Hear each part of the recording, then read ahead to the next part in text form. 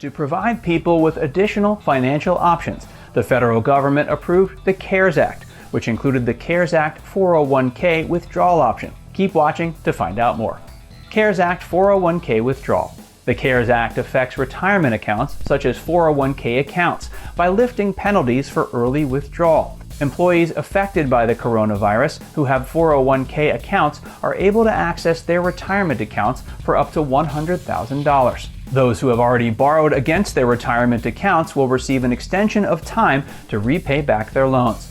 Withdrawal Qualifications. The CARES Act defines your withdrawal transaction as coronavirus related if the loan or withdrawal took place between March 27, 2020 and December 31, 2020. The reason for taking out the loan or withdrawal must be because of the virus. For example, if you received a COVID-19 diagnosis by a test approved by the CDC, you waive penalties for early withdrawal. Other CARES Act 401k withdrawal qualifications include the following. Your dependent or spouse tested positive for SARS-CoV-2 or COVID-19.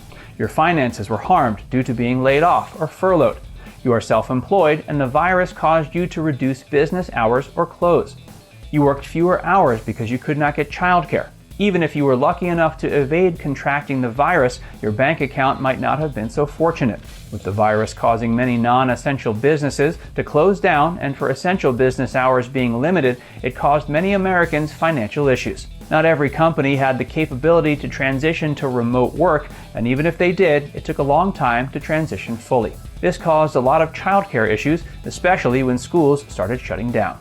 Spread taxable income. Typically, when you make a withdrawal from a retirement account, it's taxed as income. If you withdraw $40,000, you must pay taxes on that $40,000 for the tax year. Under the CARES Act, you are allowed to spread out your income tax liability over the course of 3 years. If you repay some of that distribution back or all of it, the IRS will consider that amount a rollover. This means it will not be subject to income tax. Before you make a withdrawal, be sure your plan allows you to access your retirement account for hardship withdrawals. The ERTC. The ERTC, also known as the Employee Retention Tax Credit, is a refundable tax credit that rewards you up to $26,000 per employee. This tax credit was initially designed to encourage and reward businesses for keeping their employees on payroll. This credit provides more financial relief to employers who struggled during the pandemic.